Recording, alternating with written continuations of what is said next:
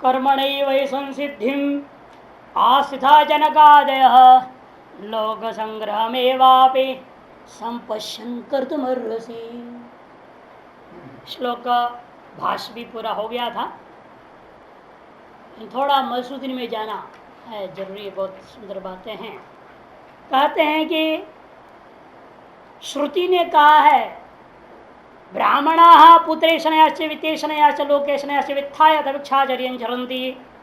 इस सन्यासी विधायक के वाक्य ब्राह्मणत्व से विवक्षितत्वात् स्वराज्य कामो राजा राजसुरेजति इत्यत्र क्षत्रियत्वत् मीमांसा का राष्ट्रीयाधिकरण न्याय ले लिया। वहां पर कहा राजा शब्द से जो वर्तमान में कोई देश का राजा हो वही राजसूया करने का अधिकारी है, यह कोई जरूरी नहीं है। कोई भी क्षत्रिय कर सकता है जो स्वराज्य की कामना कर रहा है। राजा शब्द यथा क्षत्रियत्व सामान्य वाचक है, तद्वत ब्राह्मण शब्द भी ब्राह्मणत्व सामान्य वाचक है।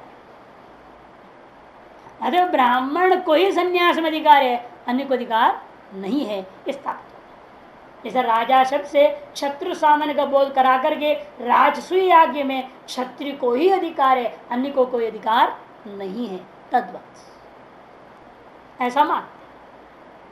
उसी प्रकार उस आधार पर स्मृति ने क्या कहा था, चत्वार आश्रम ब्राह्मणस्य त्रयो राजन्यसतो वैश्यस्येति। चार आश्रम का अधिकार ब्राह्मण को है, चारों आश्रमों में वह रह सकता है। क्रमेण हो, चाहे ब्रह्मचर्यादेव जा सकता है, गृहादेव हुआ, वनादेव हुआ, ऐसे जैसा भी अपनी मर्जी है। चारों को क्रम से भी पालन कर लें, चाहे एक दो को करें न करें। राजन्यस्य त्रयो, क्षत्रिय को तीन ही है, ब्रह्मचर्य आश्रम, गृहस्थ आश्रम, वानप्रस्थ आश्रम। वैश्य द्वौ, दो ही, ब्रह्मचर्य आश्रम, गृहस्थ आश्रम। वानप्रस्थ भी नहीं उसको अधिकार। हाँ, नहीं तो फिर ये सब आ जाएंगे तो फिर मुश्किल हो जाएगा संसार संचालन करना। वैसे छोड़ देगा संसार को, तो डिस्ट्रीब्यूशन कम यही ना, अपने शिक्षा देते हैं आगे आगे, सारा काम चीज़ों को बनाना है, सब चीज़ तो वैश्यों के हाथ में है ना। समाज के पदार्थों की आपूर्ति वैश्य से होता है, वस्तुओं की आपूर्ति। इसलिए कह दिया है खैर कि दो वैश्य से थी। पुराणे भी, पुराणकार ने भी क्या करे, ये तो हो गया मनुस्मृति। पुराण में भी कहा मुखजानामयं धर्म यद विष्णोर्लिंग धारणम बाहुजातो रुजाता नाम नायम धर्म प्रशस्यते। मुखजानामयं धर्म, मुखज मने ब्राह्मण, उन्हीं का यह धर्म है। यद विष्णु और लिंग धारणा मने जो संन्यास है, विष्णु का लिंग धारण कर दिया, उसका नाम रखते विष्णु हो लिंग धारणम। अब इसको अलग अलग लेते रहे अपना लिंग धारण करना है? विष्णु का लिंग धारण करना, विष्णु का जो चिन्ह है उसको धारण करना, वैष्णव चिन्ह को धारण करने का अधिकार उसी को है, अन्य को नहीं। ऐसे ऐसे उटपटांग कर देते हैं, लेकिन वहां पर उसका व्याख्या स्पष्ट है और कद संन्यास कर दिया। बाहुज माने क्षत्रिय, ऊरुज माने वैश्य, नायम धर्म प्रशस्त है, उनको यह संन्यास धर्म प्रशंसनीय नहीं है।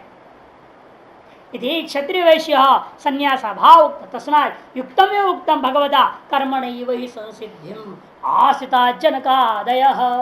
इसे ठीक कहा है कि देखो तुम्हारे पूर्वज क्षत्रिय बड़े ज्ञानी भी हो गए हो तो उन्होंने संन्यास नहीं लिया, विद्युत संन्यास में नहीं लिया, विदुषा संन्यास कर लेना दूर की बात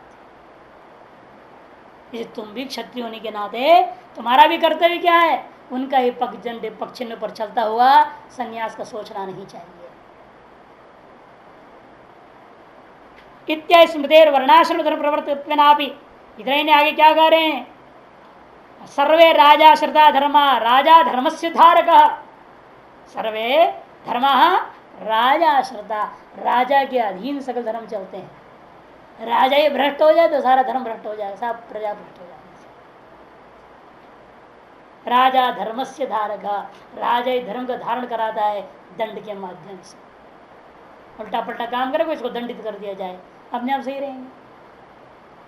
एक राजा का किसी का दृष्टांत आता है, कहीं पढ़ा था कि उसने लोगों के अंदर एक शिक्षा देने के लिए एक बार उनके बेटा ने गलत काम किया, तो बेटे को उसने क्या कर दिया, टुकड़े करके, 4 मुख्य द्वार थे उसके राज्य में आने जाने का, 4 द्वार में 4 टुकड़ा टांग दिया।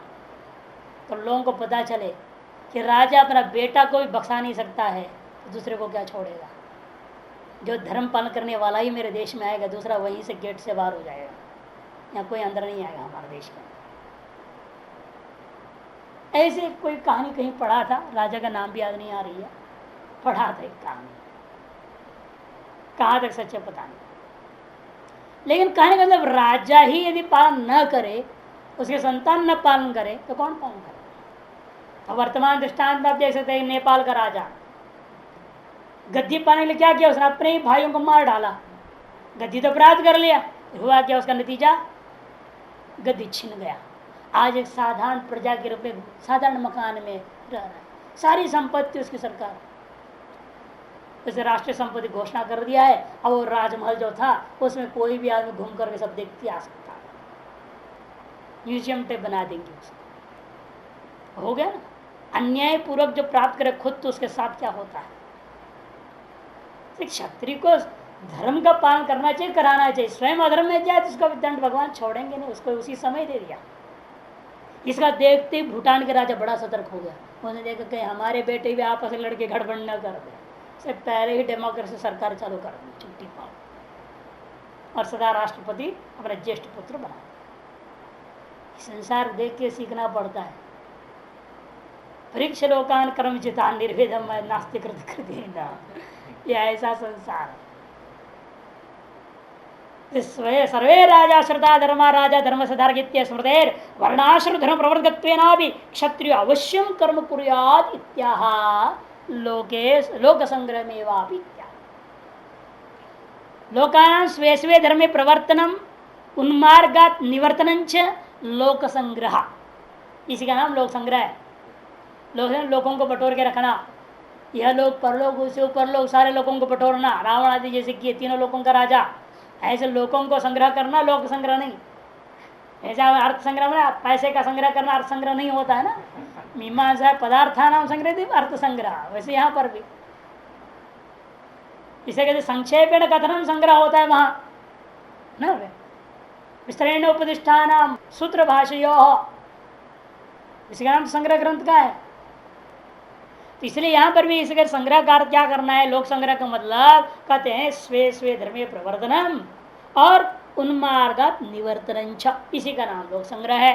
तम पश्यन्नपि शब्दात जनकादि शिष्टाचारम अपि शब्दात क्या लेना, जनकादि शिष्टाचार, जनका शिष्टों को तो देखो, उनकी आचरण की वजह से भी पश्यन कर्म कर तुम रसी, ऐसा देखते हुए तुम कर्म करने योग्य हो, तुम्हें कर्म करना ही चाहिए।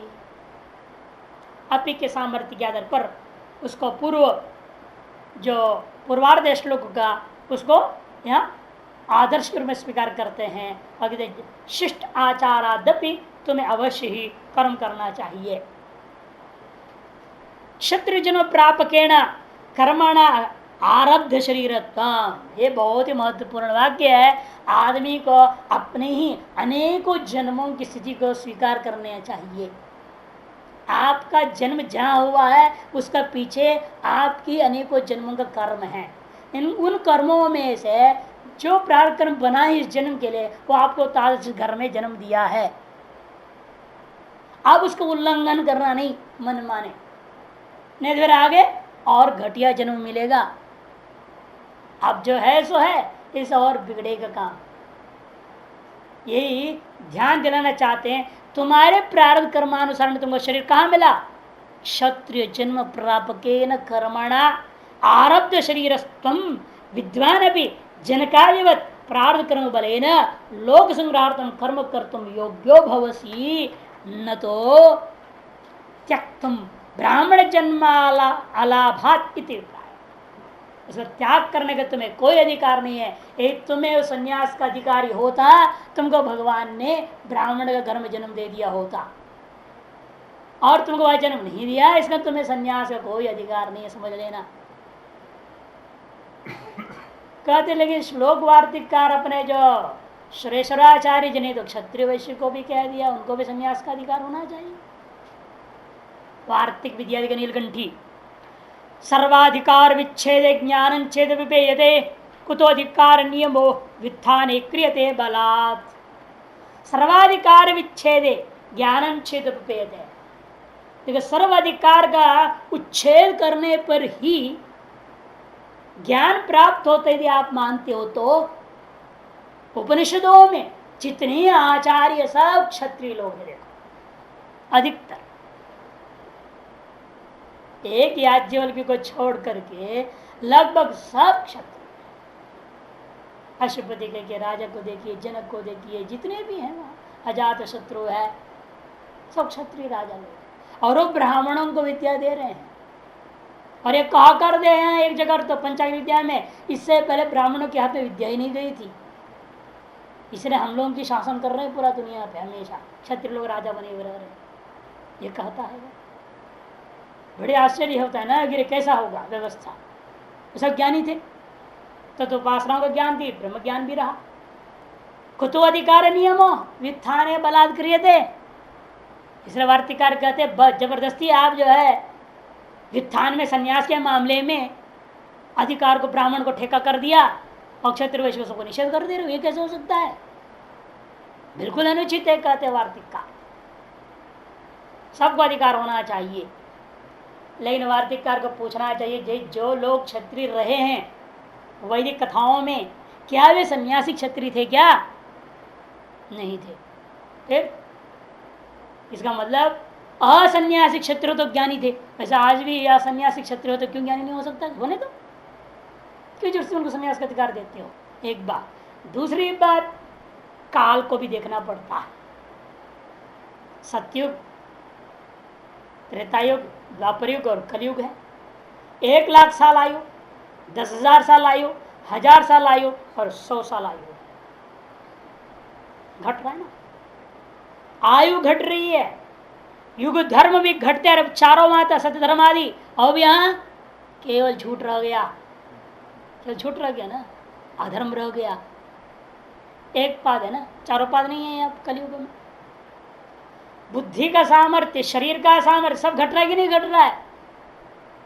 घटोत्कच का शरीर, उसके खोपड़ा ही आपने दिखाया नहीं, एक वेबसाइट में निकाला, खोपड़ा ही बहुत बड़ा है, जिसके सामने आदमी 6 इंची दिख रहा है, इतना छोटा सा दिख रहा है। कितना बड़ा लंबा चौड़ा शरीर था।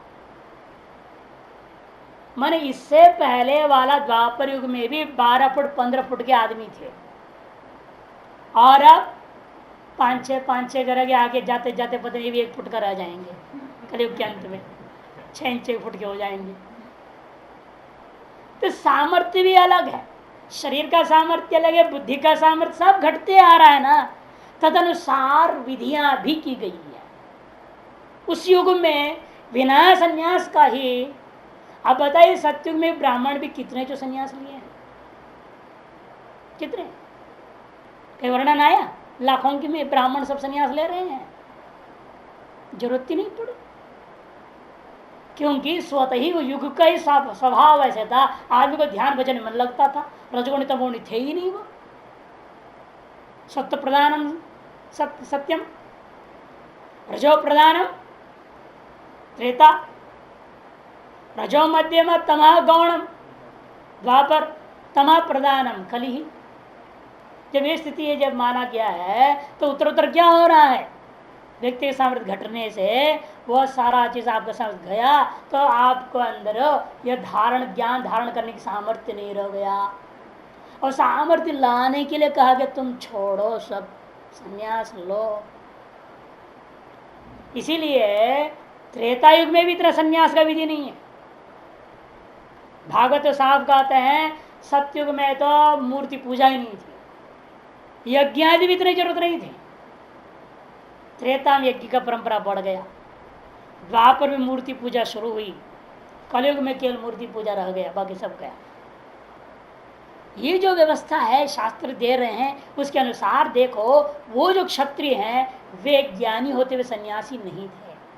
अर्थात क्या है, क्षत्रियों को बिना सन्यास का भी ज्ञान प्राप्त हो सकता है ना, फिर वो क्यों जबरदस्ती सन्यास का अधिकार दे रहे हैं। मधुसूदनिकार साफ वार्तिकार खंडन करते हुए कहते वार्तिक का कृता तो प्रौढ़ीवाद मात्रेण क्षत्रिय वैश्यरूपी संन्यासो अस्ति इत्युक्तम इति द्रष्टव्यम। केवल प्रौढ़ीवाद है, केवल अपनी विद्वत्ता का प्रदर्शन है। प्रौढ़ीवाद किसको कहते हैं? वाग विदग्धता युक्त अहंकार पूर्ण दुस्साहसोक्ति प्रौढ़ीवाद। प्रौढ़ीवाद किसको कहते हैं? वाग विदग्धता युक्त अहंकार पूर्ण दुस्साहसोक्ति ही प्रौढ़ीवाद। ये प्रौढ़ीवाद का लक्षण। वाक जो शब्दों में अर्थ का वास्तविक तात्पर्य घटने के सामर्थ्य नहीं है, अप्रामाणिक शब्द है उनका प्रयोग, प्रमाण युक्त नहीं है, अहंकार पूर्ण है और दुस्साहस उक्ति है, उसका नाम प्रौढ़ीवाद। वार्तिककार को उस वचन को मुस्लिम भयंकर शब्द से खंडन कर दे रहे हैं। प्रौढ़ीवादेन मात्रेण क्षत्रिय वैश्योरपि संन्यासयुक्तम इति द्रष्टव्यम। इसलिए भाष्यकृता तो उसे ऊपर पंक्ति देखो साफ, एतादृश भगवद अभिप्राय विदा भगवता भाष्यकृता ब्राह्मण से संन्यास नान्य स्थिति निर्णीतम। इस तरह से साफ साफ निर्णय छांदोग्य बृहदारण्यक सब जगह विचार करते हुए कहें भाष्यकार ने ब्राह्मण के अलावा किसी को संन्यास का अधिकार नहीं। आज भी देखिए ना, महात्मा है सन्यासी हैं, अब उनके सामने भड़केले भाषण दे दो जोरदार, शिक्षण परिषद वाले करते हैं ना, भड़काने वाले भाषण बुलाते हैं, धर्म संसद बोल करके महात्मा को बुला के ले जाते हैं और महात्मा को बिठा दिया स्टेज पे, फूल मालाएं पहना दी, अब बैग से एक भयंकर भाषण देते हैं जोरदार कि ये धर्म ऐसा हो रहा है, वैसा हो रहा है, ये हो रहा है, वो हो रहा है, अन्याय हो रहा है। अब जो जो क्षत्रिय बैठे हुए हैं सन्यासी, उनके तो खून खौलता है, अभी मिटाओ इसको सरकार, तुरंत चिल्लाने लग जाते हैं। वो जो ब्राह्मण सन्यासी होते हैं, उन्हें देखा चुपचाप बैठे रहते, कितना अंतर है देखता हूँ। क्या उन्हें 2-3 बार स्वामी जी के साथ भी जाना पड़ा, रामा जी के साथ, क्योंकि महाराष्ट्र मंडल में थे वो रामचंद्र के आंदोलन के समय में, साथ में गया तो मैं यही सब देखता था तमाशा। शास्त्र के अनुसार ये कितने सही साधु है, यहाँ कितने नकली साधु हैं।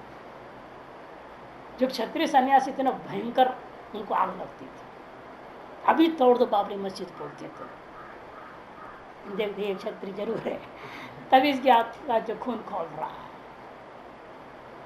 वैश्य सन्यासी जो होते थे वो देख कितनी चंदा इकट्ठा किया जाए, यही सोचता था, राम जन्म के नाम चंदा इकट्ठा करो। ये तो बड़ा कमाल है। तुम जो जहाँ जाएंगे अपना संस्कार छूटता है। अरे लाल ऊपर से पहन लिया, अंदर से बस यही धंधा। अरे रावण जी को बोलता, देखिए स्वामी जी कैसे क्या हो रहा है, कहते चुप रहो, वैसे ही होता है संसार। तो प्रत्यक्ष दृष्ट है सब चीजें, इसलिए इनको संन्यास दे करके हम लोग समाज तो बिगड़ गया है। बिगड़ने का कारण ही ऐसा, अनधिकारी लोग इनको संन्यास दे दिया, शूद्र को भी दे दिया, और तो क्या कहना है। इससे आजकल महात्मा के कमरों में जो है आमलेट बनते हैं। स्वर्गाश्रम जैसी कुटियां जब बिल्कुल भक्त महात्मा को कहा जाता था, वहां मछलियां पकती है, कुटिया पकड़ा गया कई बार। ये सब अनधिकारी लोग हैं ना, अभी तो सब समाज को बदनाम करते हैं। इसलिए क्षत्रिय वैश्य शूद्र को तो लेना ही नहीं चाहिए, कोई दे तो भी नहीं लेना चाहिए, सच्चा हो तो। ये शास्त्र यहाँ बहुत महत्वपूर्ण बात इसलिए कह दिया। चलिए, यद्यदाचरति श्रेष्ठ तत्तद्देवेतरो जनाः स यत् प्रमाणं कुरुते लोकस्तदनुवर्तते। लोकस्तदनुवर्तते यद्यदाचरति श्रेष्ठ। जो जो चीज प्रवृत्ति या निवृत्ति, प्रवृत्ति शास्त्रों या निवृत्ति शास्त्रों, जो जो शास्त्र को श्रेष्ठ पुरुष लोग, शिष्टत्व को उपलक्षण या श्रेष्ठ शब्द, श्रेष्ठ और शिष्ट क्योंकि जरूरी नहीं होता है जो शिष्ट हो वो श्रेष्ठ हो, जो श्रेष्ठ हो जो शिष्ट हो। इसे दोनों को लेना पड़ता है एक साथ। कि दुनिया में धन से श्रेष्ठ है यानी शिष्ट होता नहीं। न आदमी बड़ा शिष्ट है लेकिन दुनिया उसको श्रेष्ठ मानता नहीं, क्या करें? ये विचार है दोनों। इसे हमें लेना है ज्येष्ठत्व विशिष्ट शिष्टत्व, शिष्टत्व विशिष्ट श्रेष्ठत्व, ऐसा पुरुष को ही लेना है। इसलिए पुरुष लोक में टीकाकार ने क्या लिया था? शिष्ट शब्द लिया था। यथा जनकाल शिष्टा तथा त्वमपि कुरु, ये कहे थे। अब उसको यहां जोड़ देना, शिष्टत्व विशिष्ट श्रेष्ठत्व दोनों से युक्त, अर्थात वेदादि शास्त्रों में प्रामाणिकता को स्वीकार करके जीवन में अनुष्ठान करने वाले को ही शिष्ट कहा। नहीं आई को शिष्ट का लक्षण क्या गया?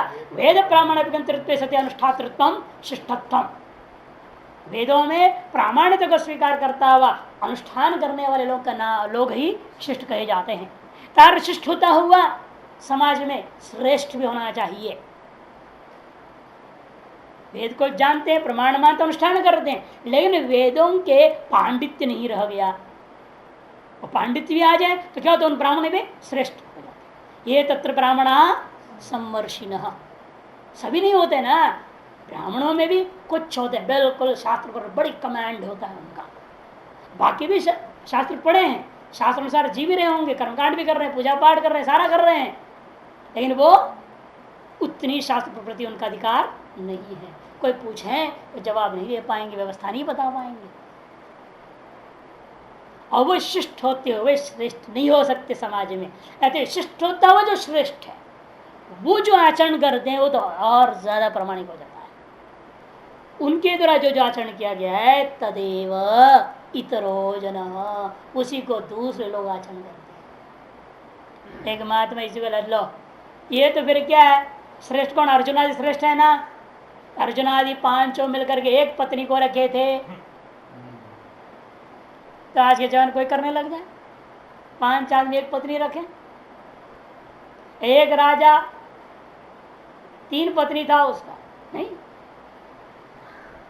दशरथ आदि भी 3 पत्नी वाले, ये पांडव के पिता भी 3 पत्नी वाले।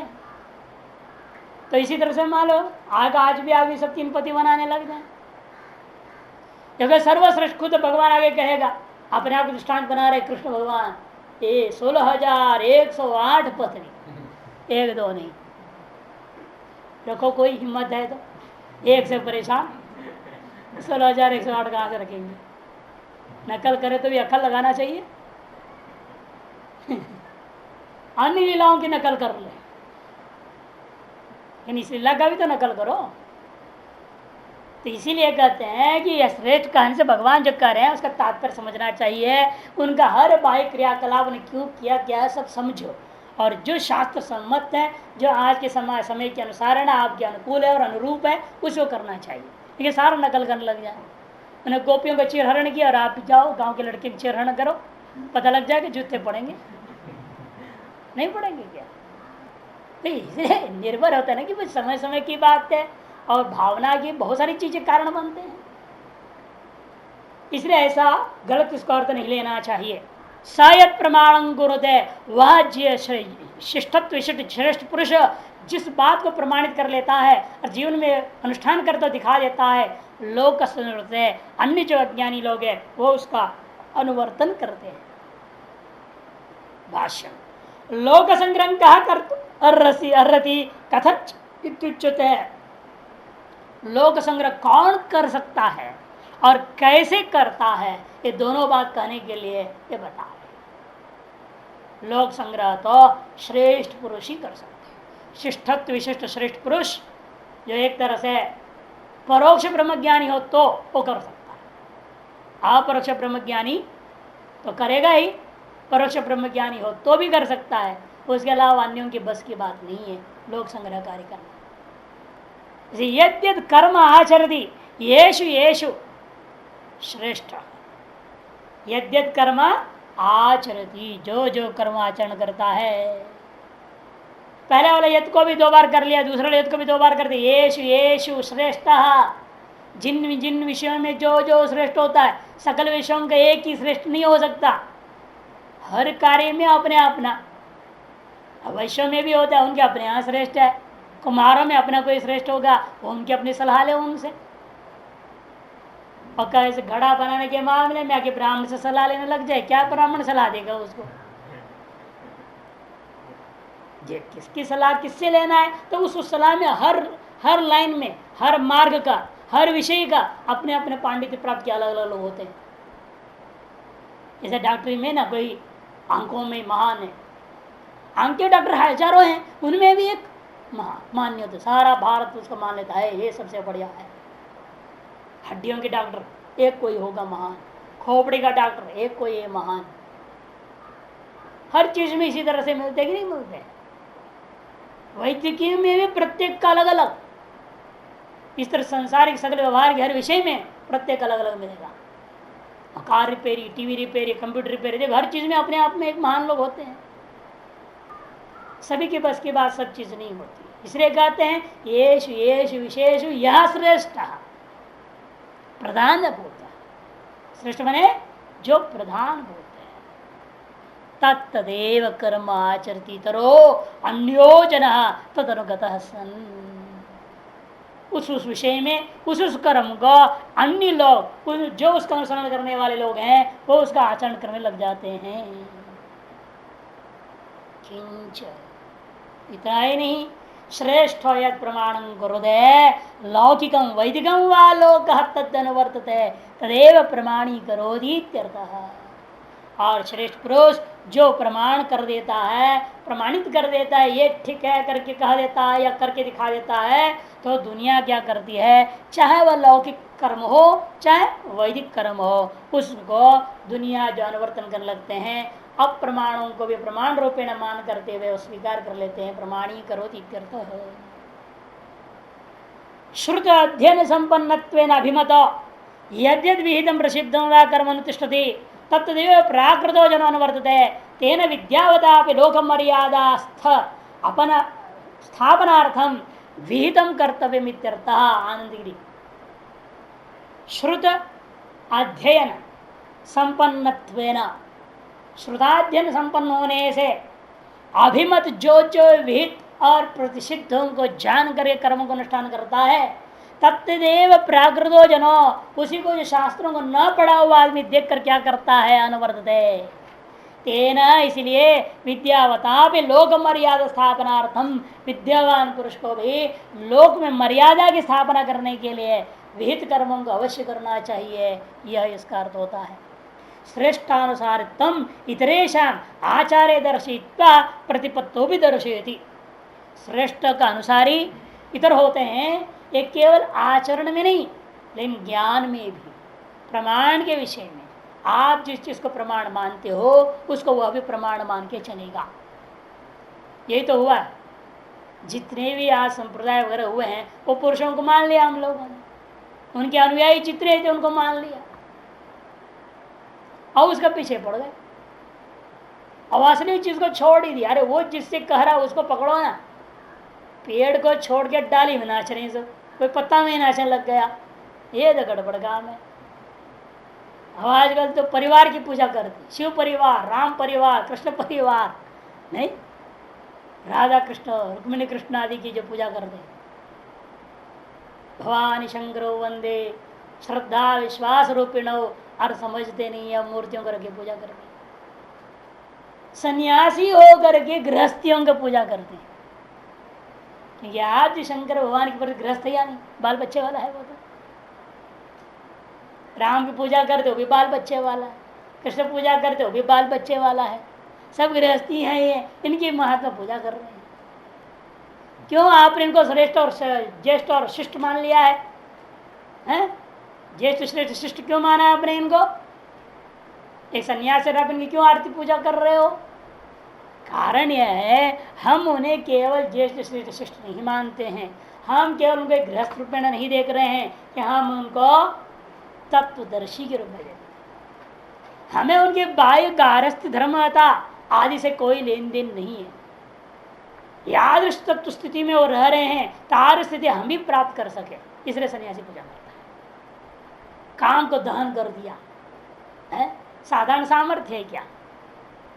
और यह काम है, तंग कर रहे हैं सन्यासी होकर के भी, तो काम दहन करने के लिए उनके जैसे होना पड़ेगा, उनकी कृपा प्राप्त करनी पड़ेगी, इसे उनकी पूजा करते हैं। कई लोग हमसे पूछते थे बार बार, साहब मुझे बताओ ये इसे कैसा हो गया उल्टा धंधा, सन्यासी जो है गृहस्थों की पूजा कर रहा है। तो हमने उनको ही समझाया, हम गृहस्थों की पूजा नहीं कर, हम उनको गृहस्थ के रूप में देखते ही नहीं है, हम तो उनको भगवान के रूप में देखते हैं। 6 भग उनके पास है, तुम्हारे पास एक भी भग नहीं है ना। तुम्हारे जैसे गृहस्थ हम उनको थोड़ी मान रहे हैं कि ज्यादातर पूछते गृहस्थ, जैसे उनको कहना पड़ता है तुम्हारे से गृहस्थ हम उनको नहीं मानते, हम उनको भगवान मानते। षडैश्वर्य से संपन्न है और सर्व सबसे भी ज्यादा हम उनको तत्वदर्शी मानते हैं, अतएव उनकी पूजा करते हैं। क्योंकि संसार में नियम है विविधिषु सन्यासियों के लिए ज्ञान प्राप्त करने में किसी से भी पीछे हटना नहीं है, कि ज्ञान पाने के लिए अपने सन्यास लिया है ना। ज्ञान आपको जो गृह से प्राप्त करना, गृह से प्राप्त करेंगे, क्या दिक्कत है? उसके लिए गुरु मान की पूजा करना पड़े, आचार्य मान की पूजा करना, कर देंगे क्या? हमें तो ज्ञान से लेन देन है, उनका बाह्य स्वरूप से लेन देन नहीं है। हम उनकी पूजा कर रहे हैं, ज्ञान की पूजा कर रहे हैं, हम उनके शरीर से जो मतलब नहीं रखते। उनके शरीर में विद्यमान जो सरस्वती है, जो ज्ञान है, उसकी पूजा। बनारस में तो कई लोग हमको टोके, क्योंकि हम कई गृहस्थ आचार्यों से पढ़ते थे। गुरु पूर्णिमा में उनकी पूजा करता हूँ, तो लोग जो कहते कि वहाँ क्यों जा रहा है, तो क्या हो गया? पट्टाराम शास्त्री के पास जाए, उनके चरण पूजा कर दिया तो गलती क्या? अरे सन्यासी और करोगे? मैंने कहा हम सन्यासी तुमने जान ही रहा हूँ, अब हम अपने आप क्या मान रहे हैं? विद्यार्थी है, ज्ञान के जिज्ञासु, वो हमारे ज्ञान दाता है, हम इसलिए पूजा करते हैं। भावना पर निर्भर है, आप अपने आप को किस दृष्टिकोण में रख रहे हो, किस धरातल पे, और उनको किस धरातल पर रख करके कर रहे हो। कहते हैं हम तो जैसे लोग कहते हैं ना उनको वैसे मानते हैं। वास्तव में लोग तो उनके लोग कहते हैं और हम उनको मानते ही हैं। जैमिनी का अवतार, तो जैमिनी ऋषि की पूजा करने जा रहे हैं। और सन्यासी को गुरु पूर्णिमा में क्या करते हैं? व्यास पूजा करते कि नहीं करते हैं? उस व्यास पूजा में क्या होता है? सब ऋषियों का आह्वान करते हैं, व्यास आदि सकल ऋषियों को विशिष्ट वहां पर पूजा में स्थल बना कर आह्वान करके सबका पूजा करते, सबको तर्पण सब कुछ दी जाती है। देखना हो तो किसी साल कैलाश आश्रम में जाना, प्रतिवर्ष वहां करते हैं और सभी से कराते, सब लोग बैठो, जो महात्मा वगैरह है जो बैठना चाहें, एक एक पत्तल बेलपत्ती अपना लाओ और जल का पात्र ले करके उसको छोड़ते जाओ, जब नाम से बोलते जाएंगे करके आपसे भी करा देंगे। लोग बैठ के करते हैं, लोग करने वाले। आश्रम की ओर से एक व्यक्ति करता है वहाँ वेदी में, बाकी अपने अपने जगह बैठ के करो। तो परंपरा में इसका विरोध नहीं है, क्योंकि हमने ज्ञान प्राप्त कर रहा हूँ इसलिए उसकी पूजा हम कर रहे हैं। ज्ञान दृष्टिया पूजा किया जा रहा है, ज्ञाता रूपेण ज्ञातृत्व को देकर के हम उसकी पूजा करते हैं। इसलिए क्या कहा? श्रद्धा विश्वास रूपिण भवानी शंकरो वंदे श्रद्धा विश्वास रूप। हम उनके गृहस्थ रूप में देख ही नहीं रहे, श्रद्धा और विश्वास के रूप में देख रहे हैं। उस रूप से उनकी पूजा की जाए। तादृशी श्रद्धा और विश्वास हमें भी शास्त्रों में स्थापित हो गया। तदर्थ पूजा किया जाता है। राम की हम पूजा करते हैं, यादृश राम सकल शास्त्र मर्यादाओं का पालन करके जी रहे थे, तादृश हम भी जो है शास्त्र मर्यादा में ही जीवन व्यतीत करें, इस दृष्टिकोण से हम पूजा। कृष्ण की पूजा करते हैं, यादृशी उन्होंने ज्ञान का संपादन किया, भगवत गीता के द्वारा दिखाया है, तादृश ज्ञान में निष्ठा प्राप्ति करने के लिए करते। लोक संग्रहार्थ कर्म में प्रवृत्त होता हुआ ज्ञान में निष्ठा रखने वाले कृष्ण है, तद्वत हम भी हो गए इस दृष्टिकोण से। इसलिए यहाँ पर भी कहते हैं जो वो प्रमाण कर देगा उसको दूसरे लोग प्रमाण मान लेंगे, वो जो आचरण करेगा वैसे दूसरे लोग आचरण करते हैं। दोनों ही बातें, आचरण भी और ज्ञान प्रमाण भी। से श्रेष्ठानुसारित्व इतरेशम आचार्य दर्शित्वा प्रतिपत्तोपि मैंने ज्ञान में भी दर्शित। प्रधान अनुयायिनो जन व्यवहारा भवन्ति, ये न्याय लौकिक न्याय मसूद में दिया है। प्रधान अनुयायिनो जन व्यवहारा भवन्ति न्यायात् इति प्राय।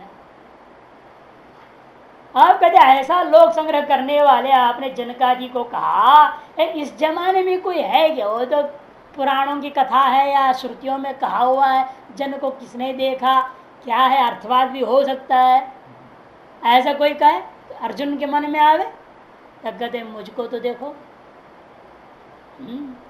मही दृष्टांत जिंदा वर्तमान दृष्टांत तुम्हारे सामने। न मे पार्थास्ति कर्तव्यम त्रिषु लोकेषु किंचन नानवाप्तम अवाप्तव्यम वर्त एव च कर्मणि।